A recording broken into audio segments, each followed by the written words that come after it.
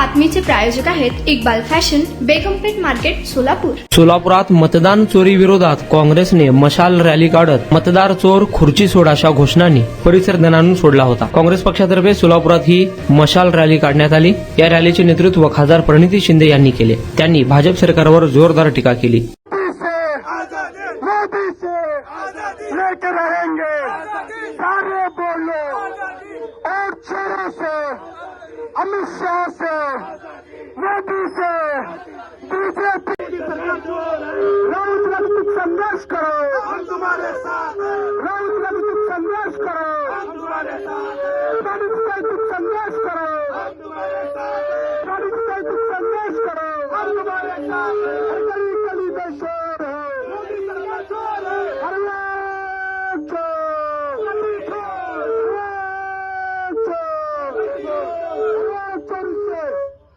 आजादी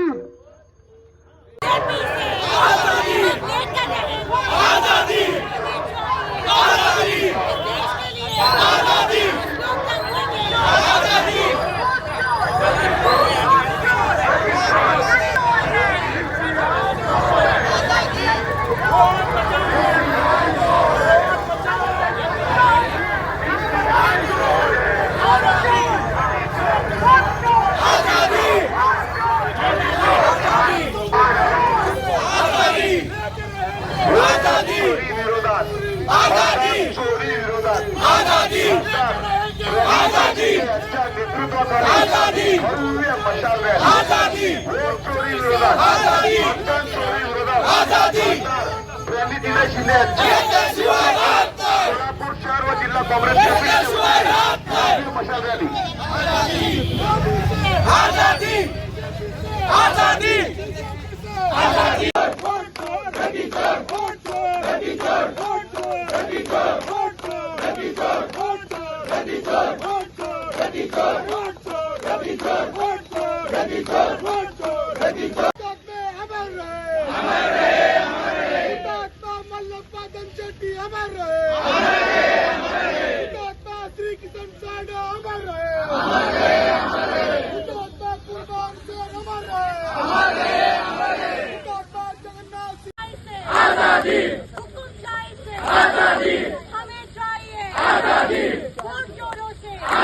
संविधान के लिए आजादी, देश के लिए आजादी, वोट चोरों से आजादी, हम लेकर रहेंगे आजादी, मोदी से आजादी, हमें चाहिए आजादी.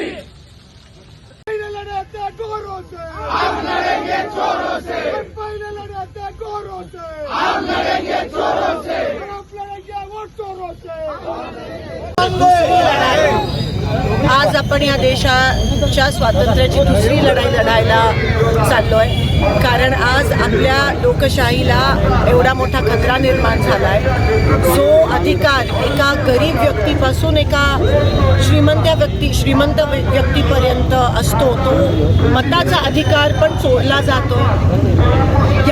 या मातृभूमीची आत्मा, या मातृभूमीची लोकशाही आहे. आणि जर तीच स्थिर नाही राहिली तर लोकशाही, तर मातृभूमी पण टिकणार नाही. आणि म्हणून आज मतदानाची चोरी जेव्हा होते तेव्हा ह्याच्यापेक्षा मोठा खतरा या लोकशाहीला काय होऊ शकतो. आणि म्हणून त्या वोट चोरीच्या विरोधात आम्ही देशभरात मशाल रॅली काढतोय, सिग्नेचर कॅम्पेन काढतोय. परवा तुम्ही बघितलं, पार्लमेंटच्या बाहेर आम्ही रोज त्या ठिकाणी मोर्चा काढतोय.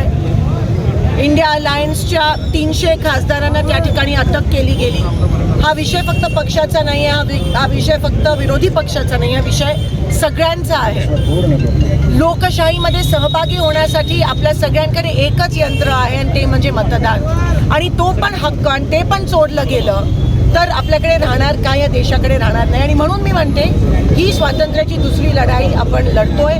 सगळ्यांनी सज्ज राहा. कोणीतरी तुमच्या हिस्साची दुसरी लढाई लढतंय आणि त्या लढाईला सपोर्टची गरज आहे. आज तुम्ही बघता की परवा विरोधी पक्ष नेत्यांनी जेव्हा प्रेस कॉन्फरन्स घेतली तेव्हा त्याचा इम्पॅक्ट हा खालपर्यंत गेला.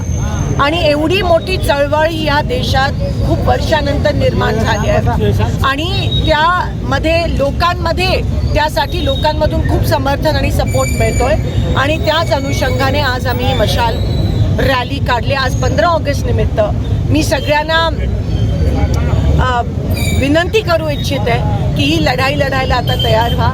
या देशाला या हुकुमशाहीच्या विळख्यातून, ज्या एका हुकुमशहानी आपल्या मुठ्ठीमध्ये लोकशाही घेतल्या, या हुकुमशाहीच्या विळख्यातून या देशाला मुक्त करा आणि पुन्हा एकदा लोकशाहीला मोकळा श्वास द्या. काँग्रेस ज्या वेळेस आरोप करते इलेक्शन कमिशनवरती, इलेक्शन कमिशन स्पष्टीकरण देतं आणि तुमचे सगळे जे आरोप आहेत ते खोडून काढण्याचा प्रयत्न इलेक्शन कमिशन करणं सुरू आहे. काय म्हणणं असणार आहे याच्यावर? इलेक्शन कमिशन कोणत्याही पद्धतीचं स्पष्टीकरण ॲक्च्युली देत नाही आहे. इलेक्शन कमिशन पूर्णपणे सरकारचं ऐकतं आहे. आज त्यांच्या पण खासदार म्हणाले की एवढे फेक वोट्स आलेत, ते स्वतः मान्य केलं त्यांच्या खासदारांनी. आणि म्हणून आम्ही मागतोय की एवढं जर असेल, सगळीकडे जर फेक वोट्स असतील तर 2024चं इलेक्शन नलिफाय करा, व्हॉइड करा.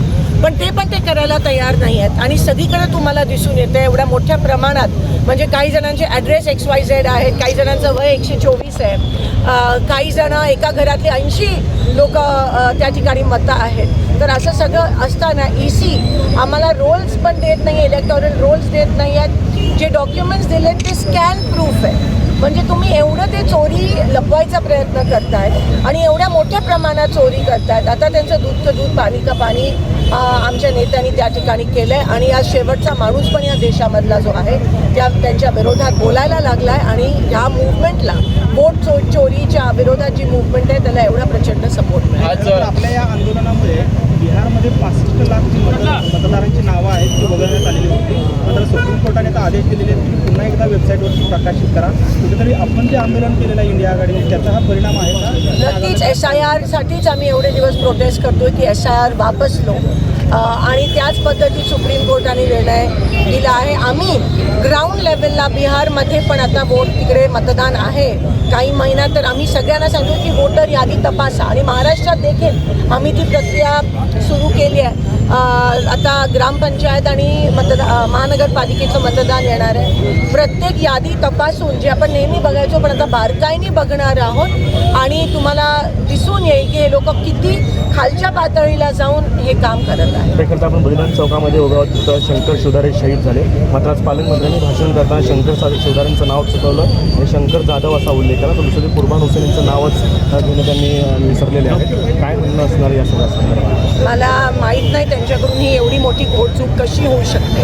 हे सोलापूर हे 4 हुतात्म्यांचं शहर आहे आणि इकडे मार्शल लॉ आधी झालेला, स्वातंत्र्य मिळण्याच्या आधी. आम्हाला अभिमान आहे आणि स्वाभिमान आहे की आम्ही सोलापूरकर आहोत आणि इकडे ही घटना घडली.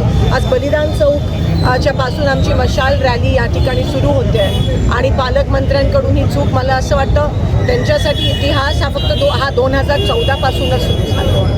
त्यांनी माफी मागणं अपेक्षित होतं. मात्र ते म्हणतात की मी सगळ्यांचा उल्लेख केलेला आहे. 4 हुतात्म्यांच्यापैकी एकाचं नाव जाणीवपूर्वक वगळलं आहे का, असं देखील प्रश्न या निमित्ताने. आणि ते म्हणतात की मी इथं नवीन आहे त्यामुळे मला माहिती. मला समजून घ्या, असं देखील तर माफी मागायला पण याच्यात नवीन आणि जुन्याचा हा देशाचा, हा महाराष्ट्राचा, हा सोलापूरचा इतिहास आहे. ज्या जिल्ह्याचं तुम्ही नेतृत्व करते त्या जिल्ह्याबद्दल तुम्हाला सगळी माहिती ब्लॅक अँड व्हाईट असायला पाहिजे. आणि जर ते त्यांच्याकडे नसेल, आणि भाजपचे सगळेच नेते, म्हणजे जसं मी म्हणाली 2014च्या आधी जो इतिहास होता त्याची त्यांना माहितीच नाही आहे आणि मुद्दामून डावळलं गेलं का नाही असा पण मनात प्रश्न आहे. सोलापूर दृष्टीने आणखी एक महत्त्वाचा प्रश्न, 250 कोटी रुपयांची निर्यात थांबवण्याचा भीती जी आहे ती टेक्स्टाईल उद्योजकांना, कारण अमेरिकेने जे टेरिफ लावलं आहे ते मोठ्या प्रमाणात आहे.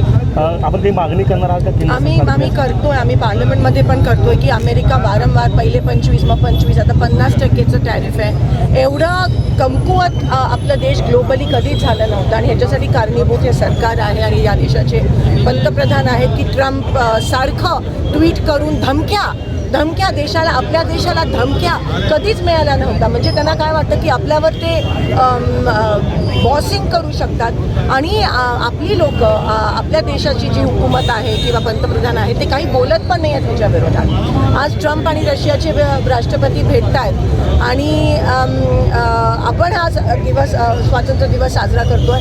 पण आज ज्या पद्धतीत पंतप्रधानांनी बोलायला पाहिजे होतं या देशाबद्दल आणि टॅरिफच्या विरोधात, ते बोललं जात नाही आणि ही खूप मोठी खंत आज या ठिकाणी व्यक्त करावी.